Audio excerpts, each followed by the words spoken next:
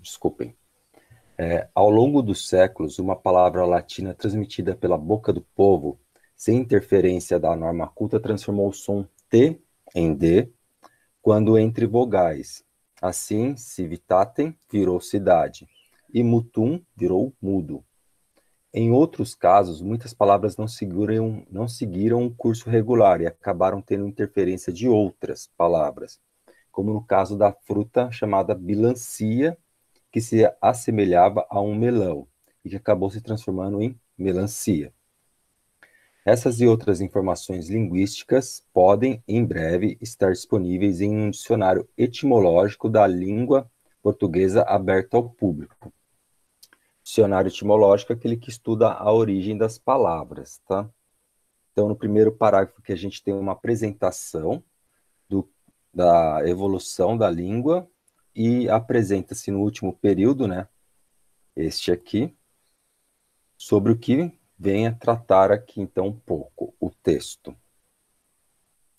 O Núcleo de Apoio à Pesquisa em Etimologia e História da Língua Portuguesa da Universidade de São Paulo, USP, lançou na última quinta-feira um projeto voltado ao desenvolvimento de um dicionário, de acordo com os padrões internacionais, com o propósito de auxiliar pesquisadores que se dedicam a aspectos históricos, fenômenos ou fatos linguísticos ligados ao idioma, assim como os dicionários etimológicos Oxford para a língua inglesa e Le Robert para a francesa, com datações precisas, abonações referentes à primeira ocorrência da palavra, suas flexões e múltiplos significados e ortografias. Texto publicado na revista FAPESP. Questão 1. O assunto principal do texto é... Então, a questão 1 só quer saber qual a informação principal que esse texto traz. Vocês querem dar uma lida nas alternativas?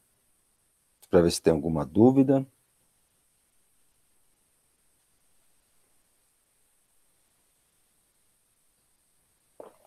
Bem, tem alguém aí?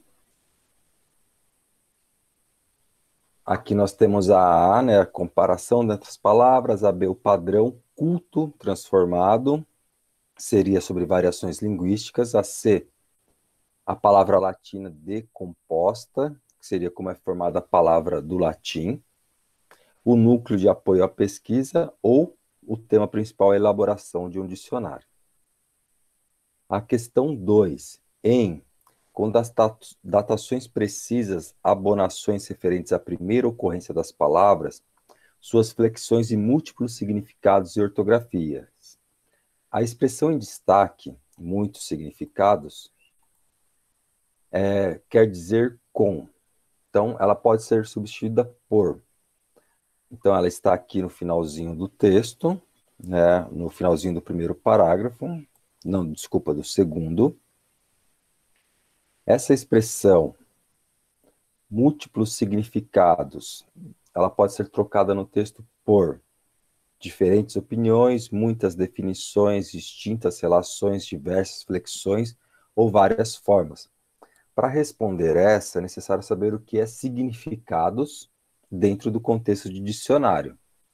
Então, quando a gente procura no dicionário uma palavra, nós procuramos seus significados, que também são...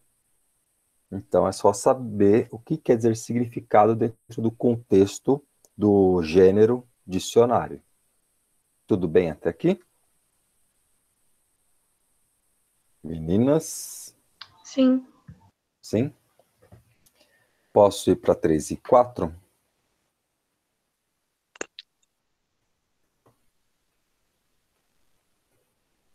Olha, qualquer coisa vocês falem, tá? Por favor. Para 3 e a 4, nós temos o texto do Luiz Gonzaga, né? A canção Último Pau de Arara. Eu vou lê-la, tá? Eu não vou cantá-la.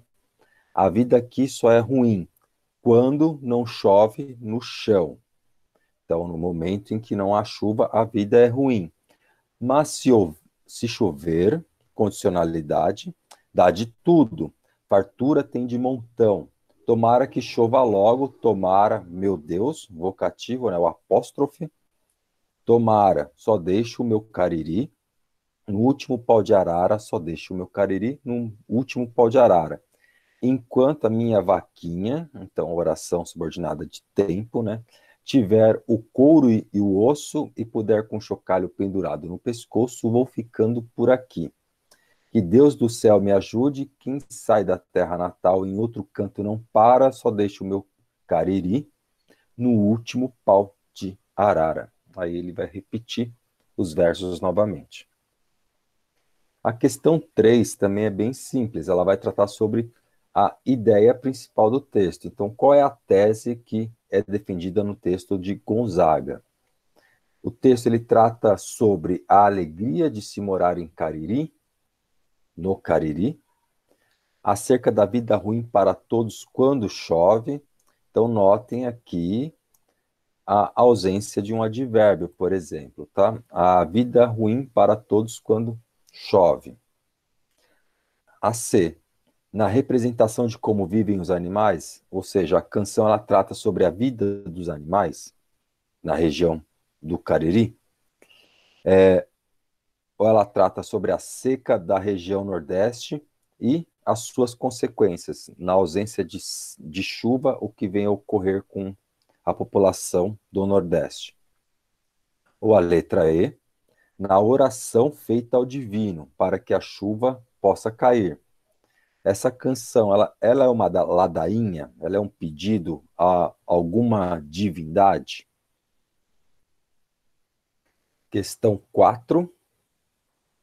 Questão 4 também é de vocabulário. A expressão pau de arara, no contexto do sertão, se refere ao. Então, quando ele fala na canção,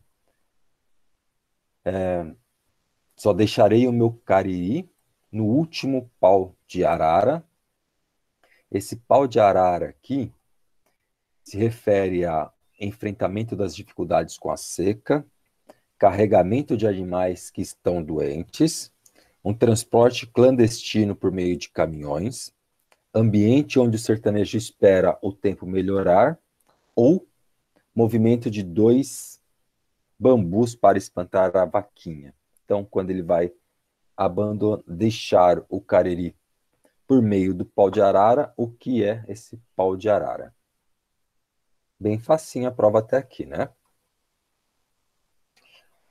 Próximo texto é para a questão 5 e 6, do Graciliano Ramos, Angústia, segundo período do nosso modernismo literário, na geração de 30, muito influenciada pelo pensamento comunista. E Graciliano Ramos fazia parte do Partido Comunista Brasileiro. Certos lugares que me davam prazer tornaram-se odiosos. Passo diante de uma livraria, olho com desgosto as vitrinas. As vitrines, tenho a impressão de que se acham ali pessoas exibindo títulos e preços nos rostos, vendendo-se. É uma espécie de prostituição. Um sujeito chega, atenta, encolhendo os ombros ou estirando o beiço, naqueles desconhecidos que se amontoam por detrás do vidro. Outro larga uma opinião à toa, basbaques, tolos, imbecis, escutam, saem. E os autores resignados, né, com a cabeça baixa, que aceitam tudo, mostram as letras e os algarismos, oferecendo-se como as mulheres da Rua da Lama. Aqui a gente já percebe uma visão do Graciliano Ramos, né, nessa primeira parte, acerca da personagem Luiz Edson, se eu não me engano, o nome da personagem que narra a história, eu não me lembro. E nós temos a visão de Graciliano Ramos acerca do homem e o meio social em que ele vive, e a crítica aos valores econômicos, né? A literatura é vista como um produto comercial e não como uma obra de arte. Vivo agitado, cheio de terrores, uma tremura nas mãos que emagreceram. As mãos já não são minhas, são mãos de velho. Quer dizer, ele não é velho, as mãos se aparentam ser mãos de velho, fracas e inúteis. As escoriações das palmas cicatrizaram. Então, essa mão que trazia machucados na sua palma. Eu não vou estragar o livro, tá? Porque ele fala sobre isso, ele vai retratar na obra. Isso aqui é o primeiro capítulo. Impossível trabalhar. Dão-me um ofício, um relatório para datilografar na repartição. Até 10 linhas vou bem. Daí em diante, a cara balofa de Julião Tavares aparece em cima do original, e os meus dedos encontram no teclado uma resistência mole de carne gorda, também relativo à mão machucada dele, isso, tá? Então, entre as mãos, aquela carne gorda essa, Julião Tavares. E lá vem o erro. Tento vencer a obsessão, capricho em não usar a borracha. Concluo o trabalho, mas a resma, o bloco de folhas, né, de papel, 500 folhas, de papel fica muito reduzida. Ou seja, ele escreve pouco e erra bastante. À noite, fecho as portas, sento-me à mesa de jantar, da sala de jantar. A munheca, o pulso, emperrada. O pensamento vadio longe do artigo que me pediram para o jornal. Vitória resmunga na cozinha. Se nós temos a Vitória agora, né, nós tínhamos a baleia no outro romance, La Vidas Secas, também do Graciliano Ramos. Vitória resmunga na cozinha. Ratos famintos remexem latas e embrulhos no guarda-comidas. Automóveis roncam na rua. Em 2 horas escrevo uma palavra, Marina. Depois, aproveitando letras deste nome, arranjo coisas absurdas. Armar, rima, arma, ira, amar. Ele brinca de anagrama aí. Uns 20 nomes. Quando não consigo formar combinações novas, traço rabiscos que representam uma espada, uma lira, né? A lira é o instrumento tocado pelo anjo, por exemplo, pelos arcanjos, uma cabeça de mulher e outros disparates. Penso em indivíduos e em objetos que não têm relação com os desenhos. Processos, orçamentos, o diretor, o secretário, político, sujeitos remediados, que me desprezam porque sou um pobre diabo. Então, nós temos uma relação de classes sociais aí. Ele coloca sujeitos que têm posses, ao contrário dele, que não as possui. E ele se vê como desprezado por esses. Tipos bestas. Ficam dias inteiros fuxicando nos cafés e preguiçando, indecentes. Então, essa é a burguesia, de acordo com Louise Edson, a personagem narradora aí. A burguesia é formada por homens que ficam em cafés, fuxicando da vida alheia, formada por preguiçosos e indecentes. Quando avisto essa cambada, encolho-me. Colocam-me às paredes como um rato assustado, ou seja, mesmo tendo essa visão deles, ele se sente inferiorizado com relação a eles. Como um rato, exatamente. Fujo dos negociantes, que soltam gargalhadas enormes, discutem política. Não posso pagar o aluguel da casa. Doutor Gouveia aperta-me com bilhetes de cobrança, bilhetes inúteis. Mas doutor Gouveia não compreende isso. Não há dinheiro para pagar, daí a inutilidade dos bilhetes. Há também o homem da luz, o Moisés das prestações, uma promissória de 500 mil réis, já reformada, e coisas piores, muito piores. O artigo que me pediram afasta-se do papel. É verdade que tenho o cigarro e o álcool, mas quando bebo demais ou fumo demais, a minha tristeza cresce. Tristeza e raiva. Armar, ria, arma, ira. Passatempo estúpido. Vejam que ele tirou a palavra amar aqui. Doutor Gouveia é um monstro. Compôs no 5º ano 2 colunas que publicou por dinheiro. Então vejam a motivação de Gouveia. Publica por dinheiro. Sessão livre de um jornal ordinário. Meteu neste trabalhinho num cachinho dourado e pregou-o na parede, por cima do burro, armarinho, estante. Está cheio de erros e pastéis, mas Dr. Gouveia não os sente. O espírito dele não tem ambições. Dr. Gouveia só se ocupa com o temporal, com o aqui e o agora, né? A renda das propriedades se cobre e o cobre que o tesouro lhe pinga. Ou seja, Edson, que vê a literatura lá no começo como algo que deve ser prestigiado, perene, bem trabalhado, e que não deve focar no dinheiro é a visão oposta do capitalista Dr. Gouveia, que foca a literatura como algo menor que lhe rende dinheiro e status. Não consigo escrever. Dinheiro e propriedades que me dão sempre desejos violentos de mortandade e outras destruições. As duas colunas mal impressas, Caixilho, Doutor Gouveia, Moisés, homem da luz, negociantes, políticos, diretor e secretário. Tudo se move na minha cabeça, como um bando de vermes, em cima de uma coisa amarela, gorda e mole que é, reparando-se bem, a cara balofa de Julião Tavares muito aumentada. Novamente, a viscosidade do Julião Tavares, né, o balofo. Essas sombras se arrastam com lentidão viscosa, né, pegajosa, misturando-se, formando um novelo confuso. Questão 5. No trecho da obra, Angústia, há uma indisposição entre funcionário e chefe, o que nos remete. Então, a questão do Luiz estar indisposto com o doutor Gouveia, isso é decorrente do quê? A 5A, aspectos sociais das divergências entre classes sociais, ou seja, a questão das classes sociais é algo que incomoda o narrador Luiz Edson em relação ao seu chefe? B, a aflição da pobreza e da fome presente no período da escravidão.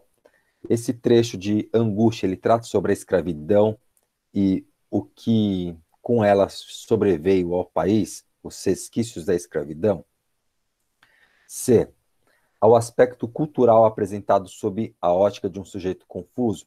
Então, é um sujeito confuso falando sobre aspectos culturais. D, ao trabalho árduo realizado pelo funcionário apenas na era modernista. Então, trata sobre o trabalho no período modernista apenas.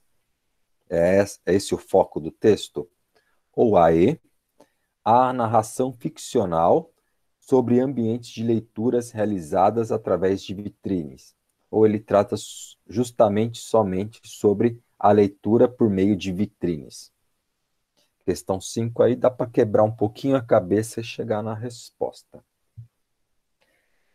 Tudo bem com relação a 5, meninas?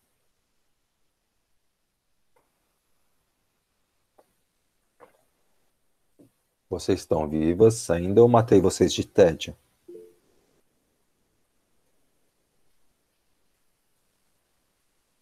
Bom, vamos. Professor, Oi, por favor. eu fiquei com uma dúvida na 5.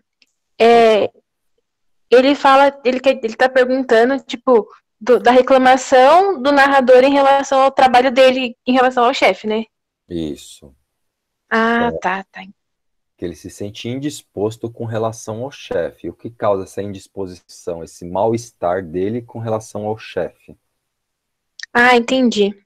Vê que a pergunta é bem precisa, tá? A relação entre os dois. A 6. Essa AP, ela está bem interessante. As questões eu marquei a 5, a 6, a 7 e a 10 são bem questões do Enem, tá? Estilo Enem.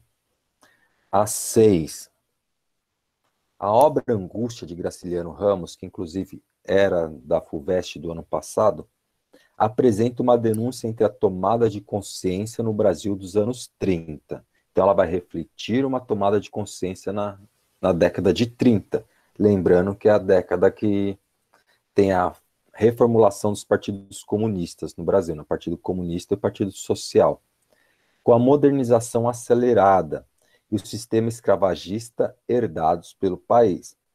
Essa relação evidencia-se em. Então, tem que pegar uma resposta aqui na 6, em que vai tratar sobre a questão da modernização acelerada e a sua resultante e o trabalho escravagista sobre a tomada de consciência no país. Então, 3 pontos para chegar a uma resposta.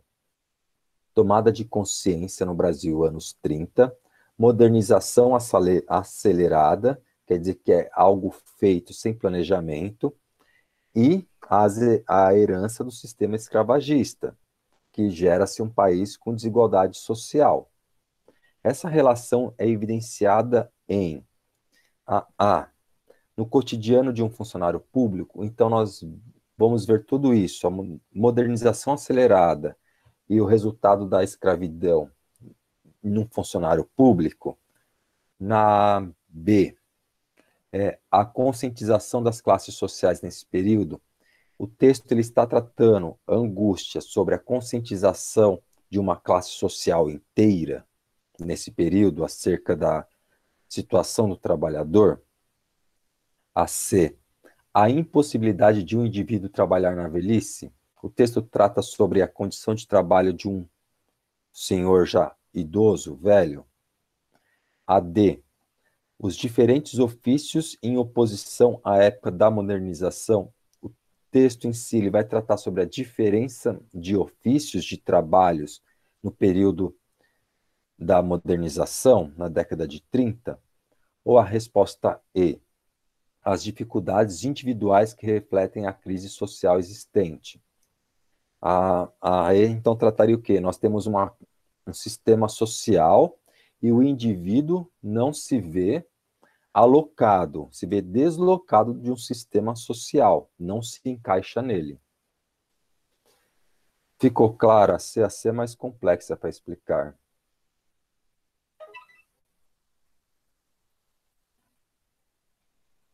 Está claro, meninas?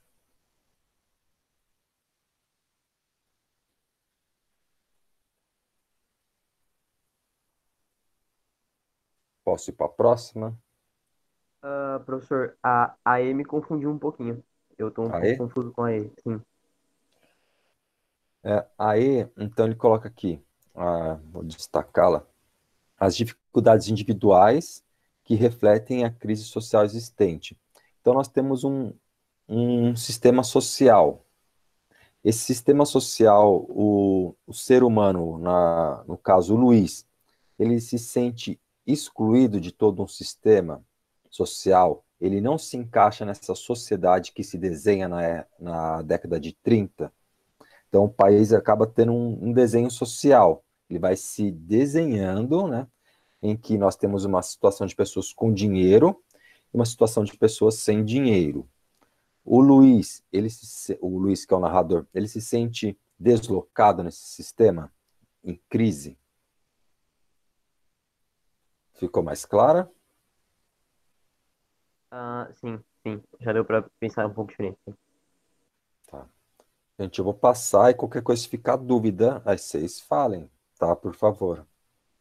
Porque como eu não vejo o rostinho de vocês, que eu estou com a tela aqui, de PDF, tá? Essa questão 7 aqui, ela é muito perigosa, tá? Então, ela tem a musiquinha dos Secos e Molhados, né? Do composição, se eu não me engano, do Ney Matogrosso. A canção Fala, composta durante o período da ditadura militar. Então, a canção é Eu não sei dizer, nada por dizer, então eu escuto. Se você disser tudo o que quiser, então eu escuto. Fala, lá, lá, lá, lá, lá, lá, lá. Fala. Se eu não entender, ouçam essa música, é bem bonita, tá? Eu tô estragando, mas é linda. Se eu não entender, não vou responder. Então eu escuto. Eu só vou falar na hora de falar. Então eu escuto. Fala, lá, lá, lá, lá, lá, lá, fala. No poema, no caso a música, a expressão lá, lá, lá, lá, lá, reticências, tem como função comunicativa. E aqui está o X da questão, saber o que é a função comunicativa. Isso aqui abre caixinha de texto para eu digitar? Abre.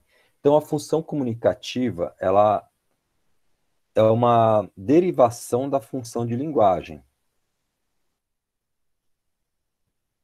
Temos a função de linguagem que é do Jacobson, né? Do Jacobson, eu escrevi errado aqui. Do Jacobson. Essa função de linguagem do Jacobson, que é a dividida em seis, a fática, conativa, ela também é estudada como função comunicativa. Então, se vocês olharem, derem lá no Google função comunicativa, vai dar a função de linguagem do Jacobson. Então, vai estudar o que o texto está querendo trabalhar dentro de si. Qual é a função comunicativa do texto?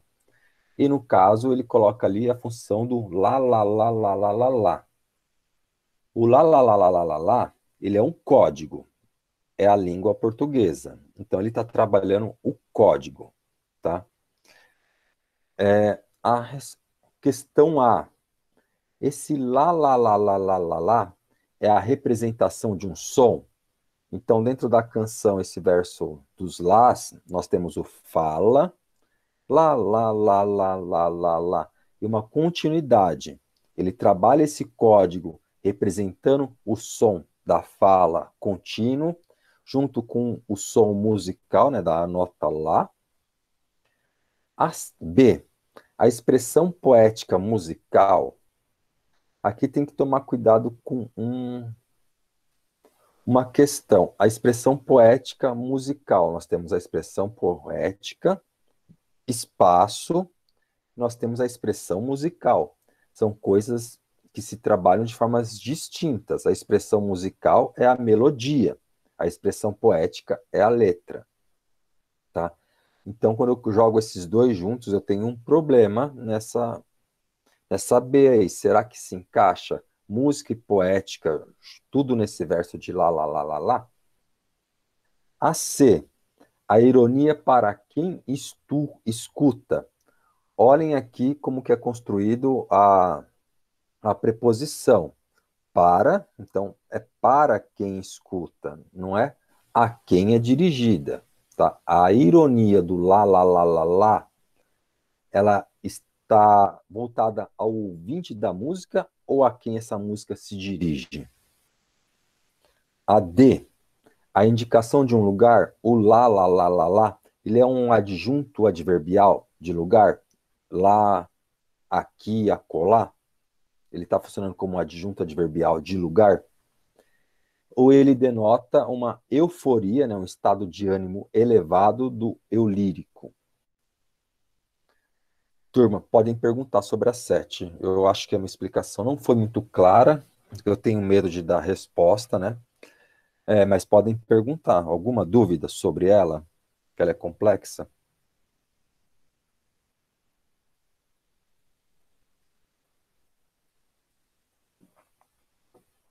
Nenhuma?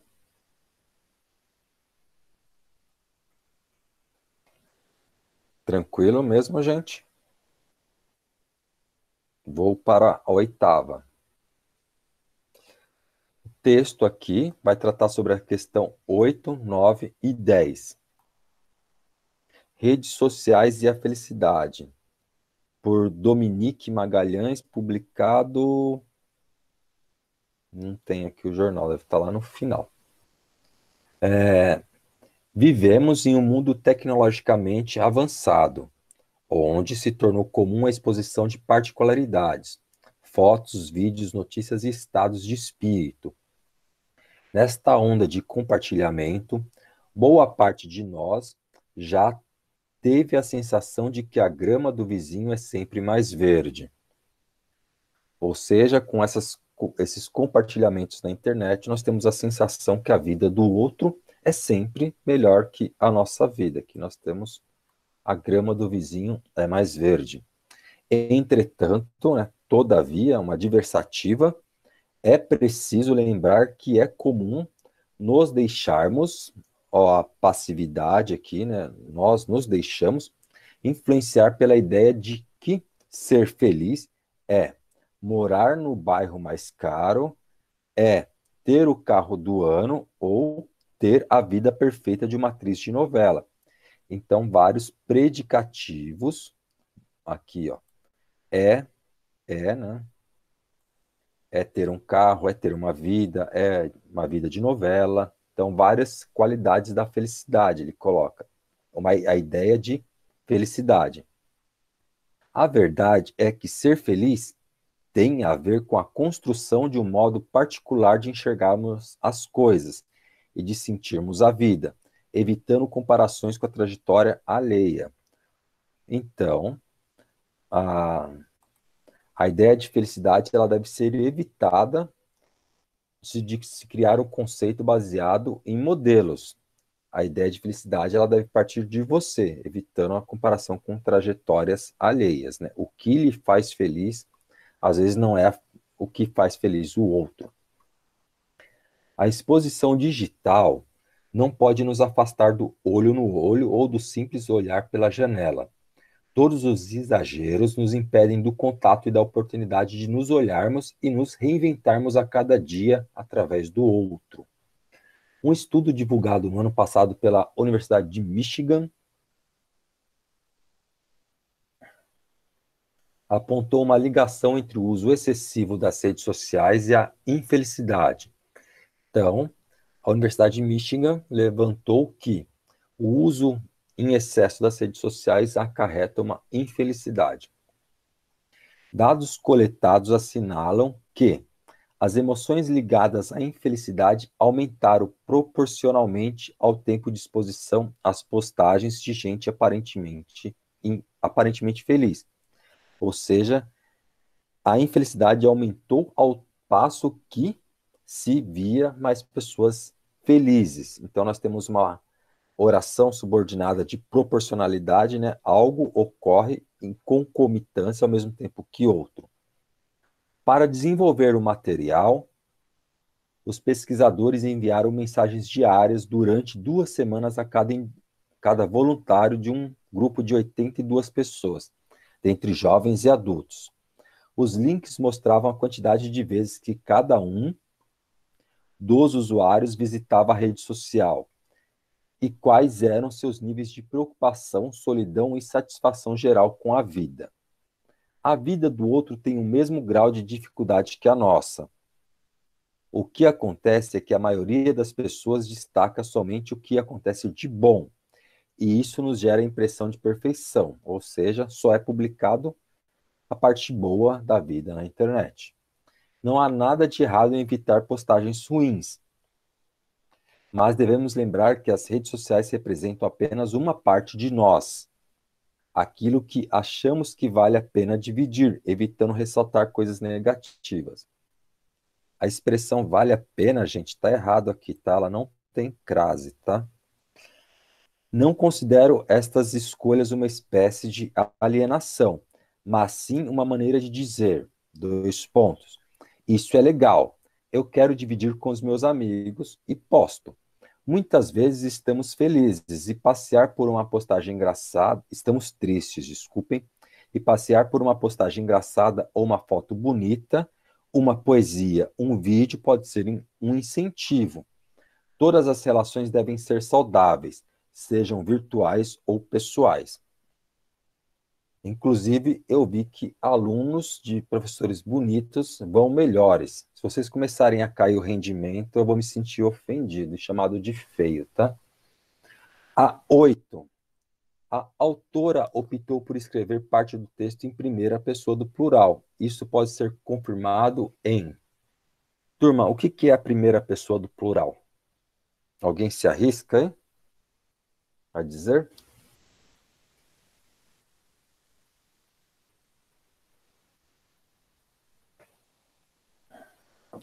Então, eu me arrisco a dizer. Nós temos as pessoas do singular e do plural. Do singular é eu, primeira, tu, segunda, ele, terceira. No plural, nós, vós e eles, né? Primeira, segunda e terceira do plural. Então, a primeira pessoa do plural é o nós. Aqui, para responder essa questão, tem que achar os verbos. Então, você vai achar o verbo da A, da B, da C, da E, da D e da E. Achou o verbo que está conjugado. Vai verificar qual dessas alternativas o verbo está na primeira pessoa do plural. O verbo conjugado com nós. Então, nós conquistamos, por exemplo. Nós amamos. Essa é a primeira pessoa do plural. É só localizar o verbo aqui e assinalar. Essa está simples. Anotem aí. Nós, primeira pessoa do plural. A 9. O uso entre aspas em a grama do vizinho é mais verde foi uma escolha da autora para... Quando a autora colocou entre aspas a grama do vizinho é sempre mais verde, a intenção dela foi marcar o sentido denotativo das palavras. O sentido denotativo é o sentido das palavras ao pé da letra, né? O seu sentido realmente de dicionário. O primeiro significado em dicionário, a primeira definição, é o sentido denotativo. Quando ela está falando que a grama do vizinho é sempre mais verde, ela realmente está falando de grama do vizinho? Realmente está falando do gramado? A B, aproximar o leitor de falas populares. Então, ela destaca uma fala popular e quer deixá-la demarcada para chamar a atenção do leitor. Citar a fala de um autor de outro texto. A grama do vizinho é sempre mais verde foi retirada de outro texto e ela utiliza no dela. Então, ela colocou aspas para indicar que é uma citação de outro texto. D. Construir novas expressões linguísticas. Essa expressão, ela é nova? Ela é original dessa autora? Então, eu não me lembro o nome, acho que é Carolina, né? Nossa, nada a ver. É da Dominique. A Dominique inventou essa frase. Ou destacar uma palavra estrangeira. No meio dessas palavrinhas, a grama do vizinho é sempre mais verde, nós temos uma palavra de origem estrangeira. Seria essa a resposta E. A 10.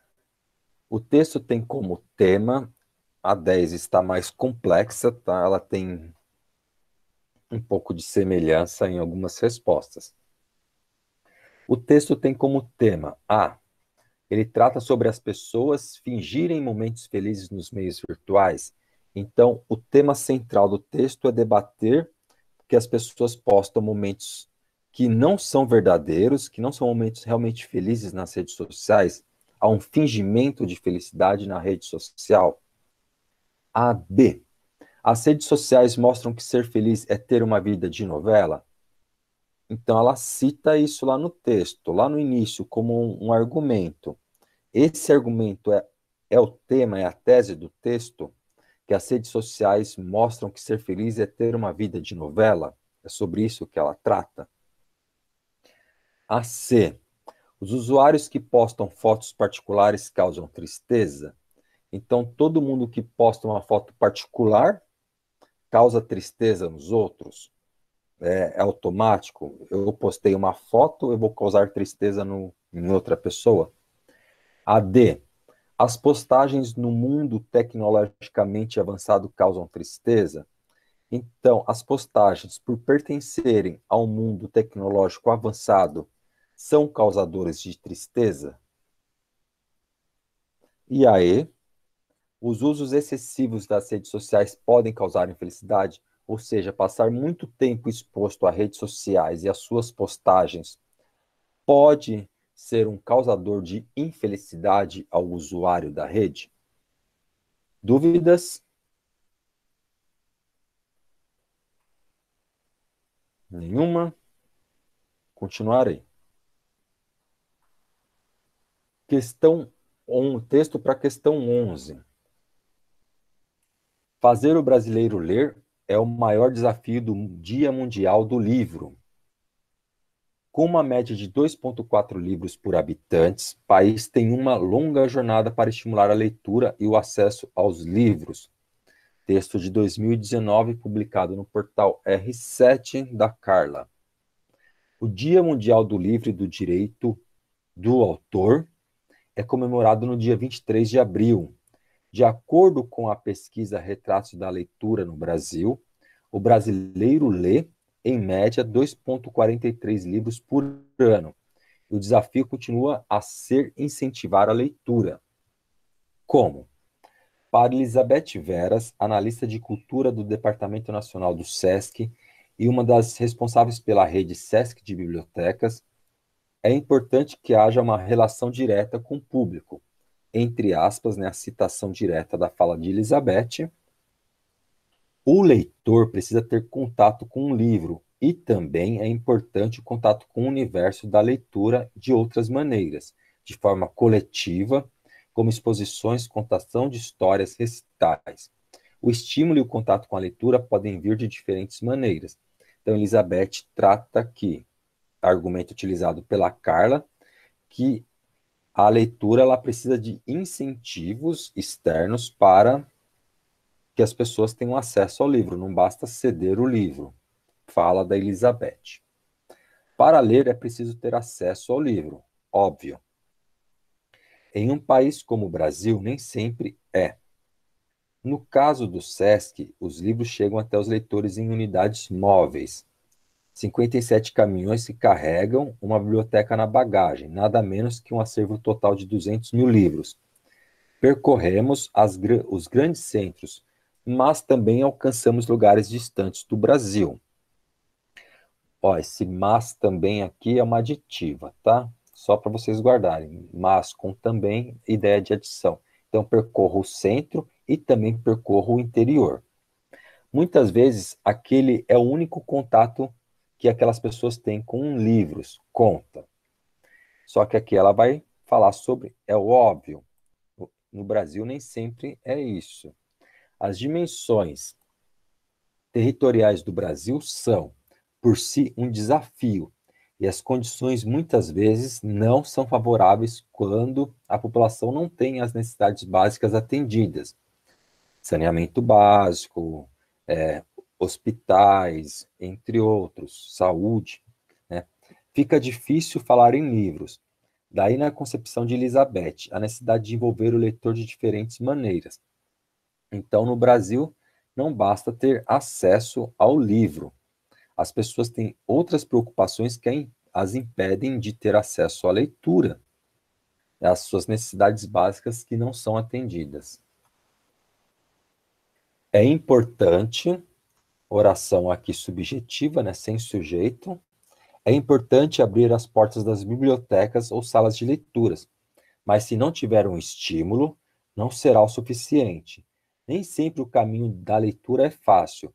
É preciso que haja mediação. Então, a mediação é necessária para que ocorra. Outra oração subjetiva aí, sem o sujeito. Incentivo.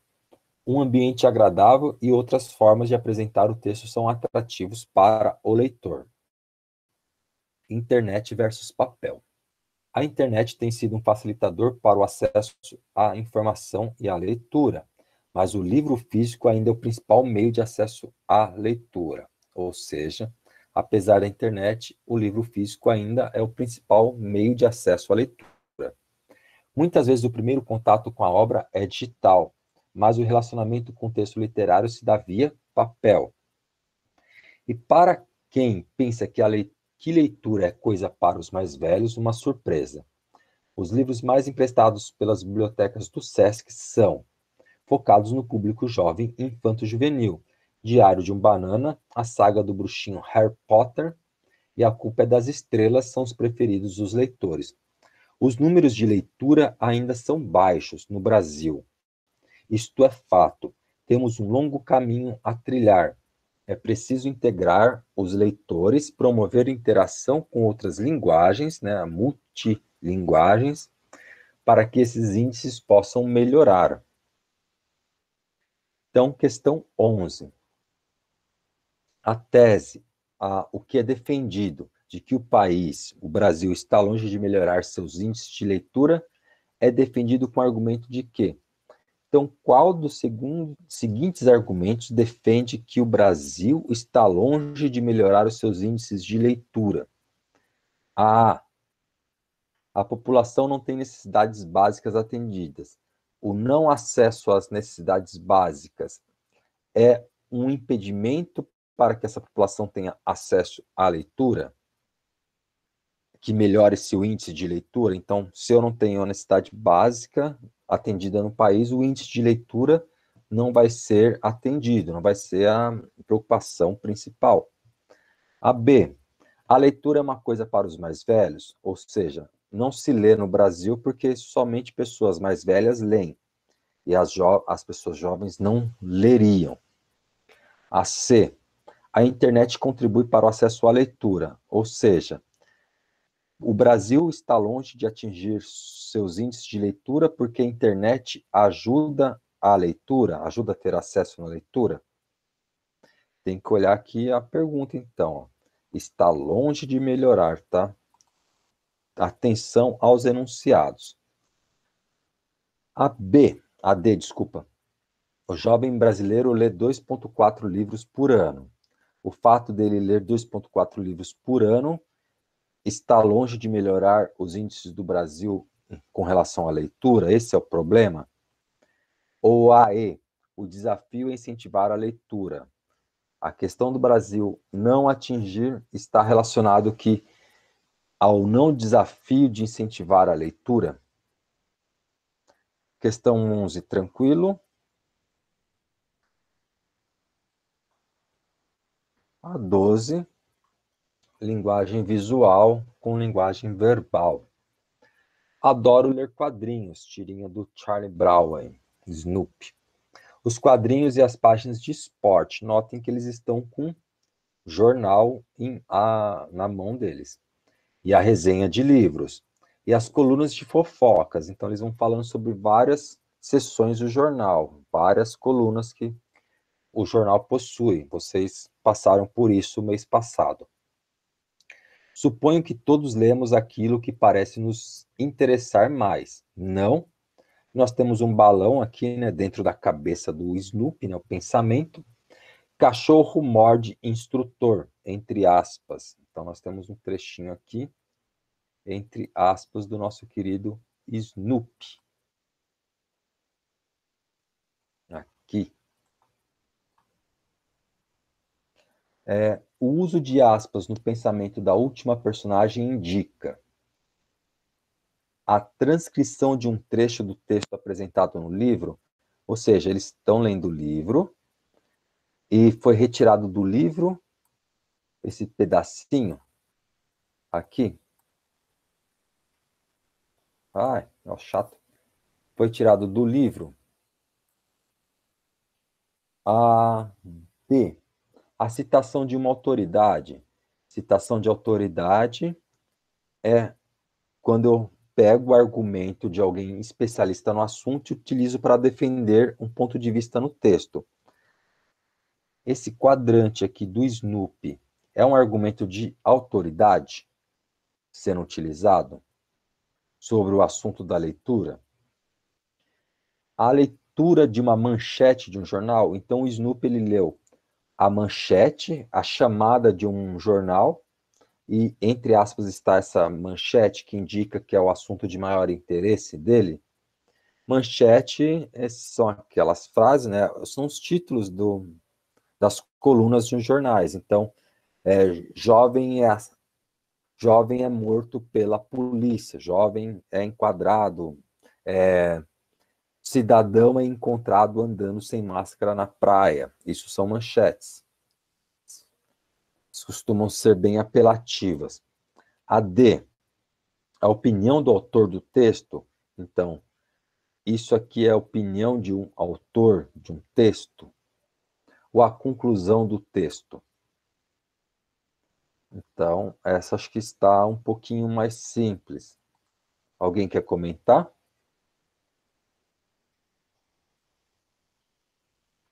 Questão 13. Heleninha disse, texto do Luiz Pimentel no livro de contos Cabelos Molhados. Heleninha disse, nunca mais me ache, nunca mais me olhe, nunca mais me diga, nunca mais peça qualquer notícia minha. Tudo isso com uma raiva indescritível, saindo fumaça dos olhos e perdigotos pela boca. Perdigotos é quando a gente fala e aqueles cuspinhos voam, sabe, salivas. Alunos que sentam na primeira fileira sofrem bastante com isso. E também nunca mais apareça em minha frente. Serginho, vocativo. Nunca mais me escreva, nunca mais dê qualquer informação de sua existência, pois dela eu quero distância. Notem os trechos entre aspas, que é a fala da Heleninha na cabeça do Serginho. Disse também: nunca mais cruze o meu caminho, Serginho. Nunca mais deixe de atravessar a rua quando me vir passar. Disse mais: nunca mais lembre que existo. Risque meu nome do seu caderno. Hoje seria risque, apague do celular. Nunca mais apareça. Me esqueça, me esqueça, me esqueça. Cheguei em casa triste, arrasado, macabunzo. Macabunzo é bem triste, né? Taciturno, calado e esquisitão. Fiquei quieto no meu canto, não disse nada, não pedi nada, nem falei com ninguém. Mas minha mãe, que sempre percebe tudo, ó, uma oração subordinada, adjetiva, aí, ó, que sempre percebe tudo, uma qualidade da mãe, ser perceptiva, percebeu o meu estado de choque, de tristeza e de pânico, e quis saber o que houve. Contei tudo, repeti tudo o que a Heleninha me disse, inclusive com as ênfases, as repetições, a fumaça e os perdigotos. Foi fidedigno ao discurso de Heleninha. Vocês não vão acreditar.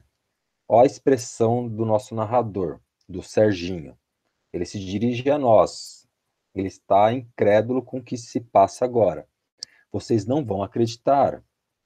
Mas minha mãe... Ó, o mas, né, contradizendo a expectativa dele, mas minha mãe, minha santa mãezinha, digna de santidade, olhou para mim com o olhar mais cheio de piedade do mundo, como as santas olham, né, cheias de piedade, passou a mão em minha cabeça e disse: é assim mesmo, Serginho, as mulheres são assim, meu filho. Quer dizer que nem minha mãe escapa, uma interrogação aí. Ele pergunta para nós, mas a si mesmo, incrédulo com a situação, né? Se todas as mulheres são assim, até minha mãe seria capaz disso. A ironia deste conto está relacionada. Então, o autor quis causar uma sensação de ironia relacionada quando a brutalidade com que a namorada terminou o romance. Então, o modo como a Heleninha termina o romance com o Serginho é o fator de humor, essa brutalidade dela, de falar para ele: se cruzar comigo, atravesse a rua, cheia de ódio. A B, ao comentário sobre as mulheres feito pela mãe. Então, quando a mãe comenta: é assim mesmo, Serginho, as mulheres são assim, meu filho. Esse é o fator que vai desencadear um efeito de humor com relação ao texto, de ironia. A C, ao sentimento de dor experimentado pelo narrador, a tristeza do fim do namoro é o momento de ironia para nós. Ver o Serginho se danando porque a Heleninha deu o pé na bunda dele é o que causa o efeito de humor. A D, as frases agressivas pronunciadas pela namorada. Então, quando a Heleninha o agride verbalmente, essa é a ironia, ou ao humor presente no início do texto na frase entre aspas. O humor está nas frases entre aspas, que são as frases faladas por Heleninha aqui e aqui no final pela mãe do Serginho, quando ele reproduz o discurso de outrem. Questão 13, imagino que esteja mais clara aqui para vocês. 14, texto de Raquel de Queiroz, mais um texto do modernismo literário brasileiro, segunda geração. Raquel de Queiroz, que escreveu o 15, né, que ficou mais marcado como a obra mais famosa dela. Fiz uma reunião com o pessoal para apresentar o Duarte. Antes já tinha falado com João Rufo, que achou a ideia boa. Aqui estava faltando mesmo um feitor, sangue novo.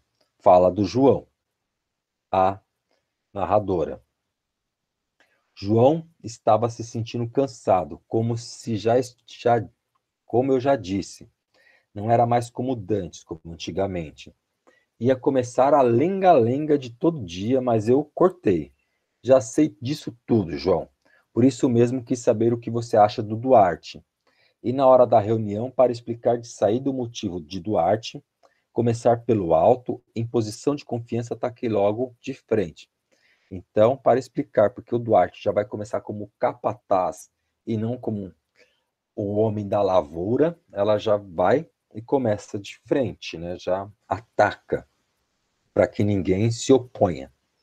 Acho que vocês todos conhecem ele, o Duarte, ou pelo menos sabem quem é. O meu primo Duarte, filho do meu tio Xandó das Marias Pretas. Então, vocês já sabem quem ele é da minha família. Olhei a cara de todos, não tinha nenhum emburrado.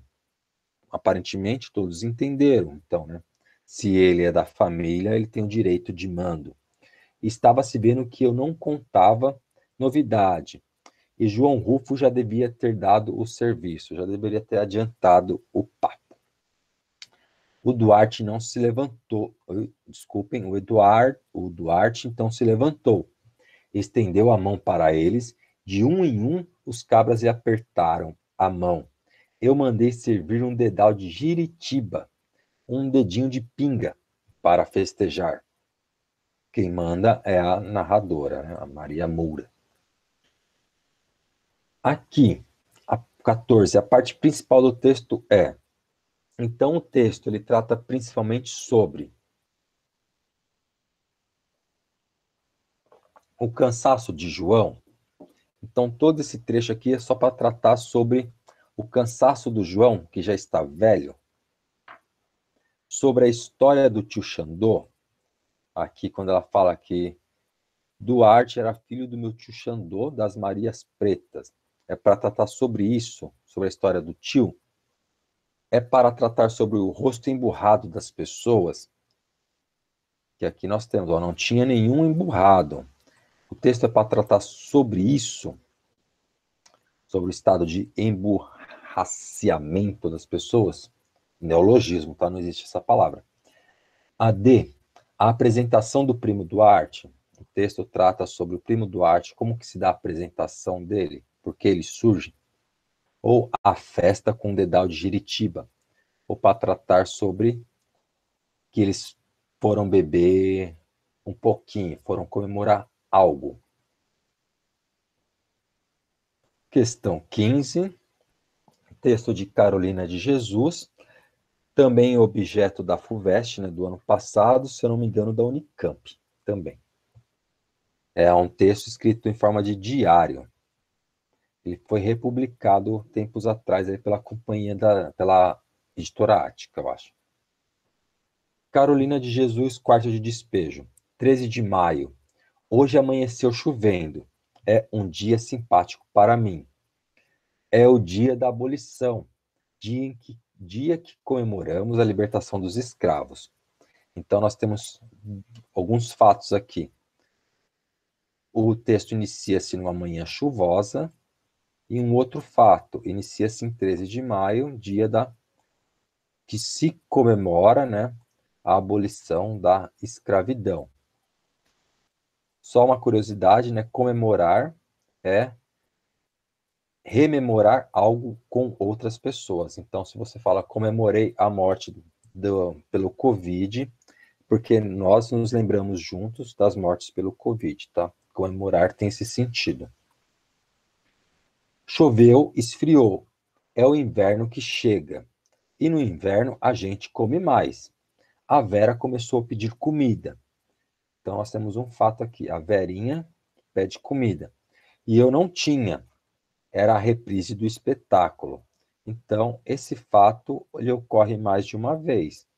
O fato da Vera pedir comida e a narradora não ter comida para dar é uma repetição de algo que já ocorreu antes. Eu estava com 2 cruzeiros. Pretendia comprar um pouco de farinha para fazer um virado. Fui pedir um pouco de banha à dona Alice. Ela deu-me a banha e arroz. Era 9 horas da noite quando comemos. Então, olhem a situação.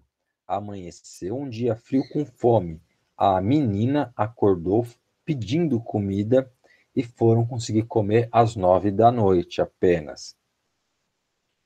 E assim, no dia 13 de maio de 58, eu lutava contra a escravatura atual. Eu lutava contra o que hoje é a escravidão, a fome, a desigualdade social.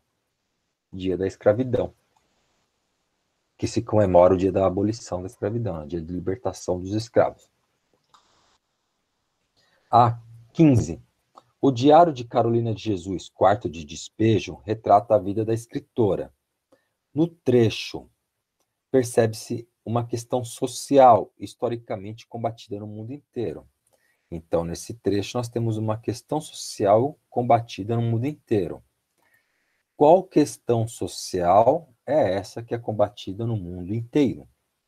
O mundo inteiro combate a condição contrária à escravidão?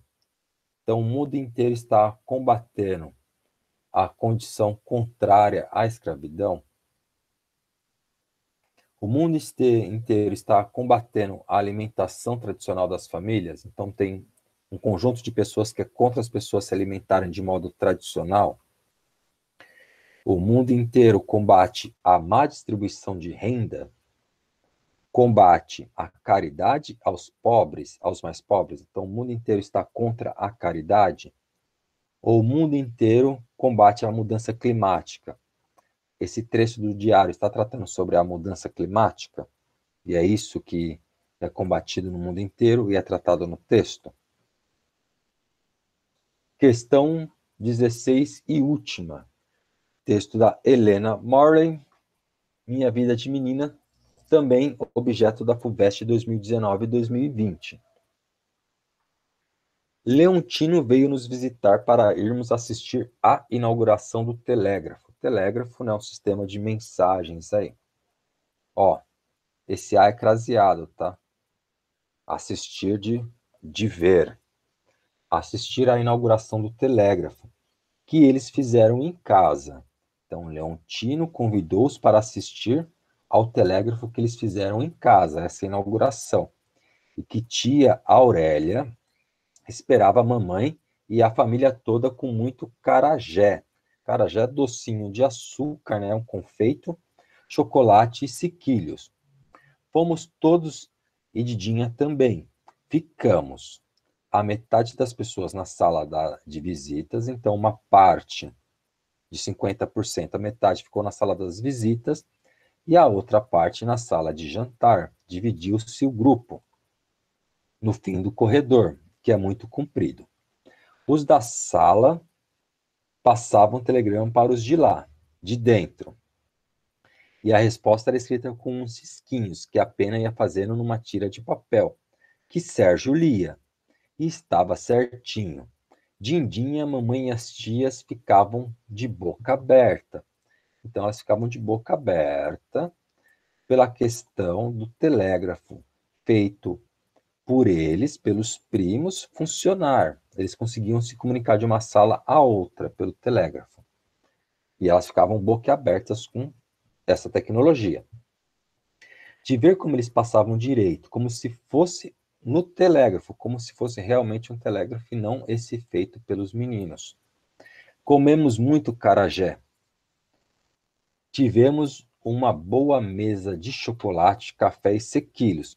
E as tias saíram falando da inteligência dos meninos de lá. Tia Aurélia faz tanta coisa boa porque sabe que todos vão admirar os filhos dela e ficar com inveja. Então a tia Aurélia é motivada pela vaidade de causar invejas aos demais pelos seus filhos. Mamãe é uma que daria a vida para nós sermos como os filhos de tia Aurélia, que só vivem estudando.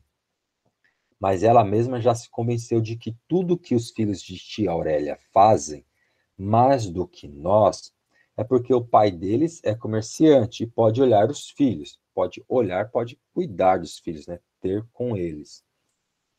Nós, com meu pai vivendo fora, na lavoura, e mamãe querendo ir sempre atrás dele, teremos mesmo de ser como somos. Ou seja, Somos pobres e seremos assim, chucros. O texto Minha Vida de Menina é o diário de uma adolescente escrito entre os anos de 1893 e 1895, em Diamantina, Minas Gerais, cidades velhas de Minas. Cidade que vislumbrava o futuro. Quanto a esse sonho de modernidade, se destaca a, então, uma cidade que vislumbrava o futuro. Sobre esse sonho de modernidade, qual fator de modernidade é destacado no texto? A chegada do telégrafo, vida simples do campo, comida típica da época, luta entre classes sociais ou dificuldade de cuidar dos filhos. Qual dessas respostas trata sobre um bem, uma criação da modernidade, vislumbrando-se um futuro? Turma, tudo bem?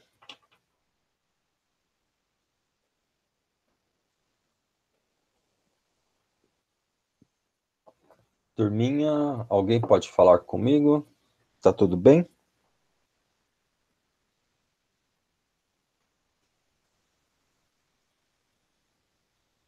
Obrigado, Vitor.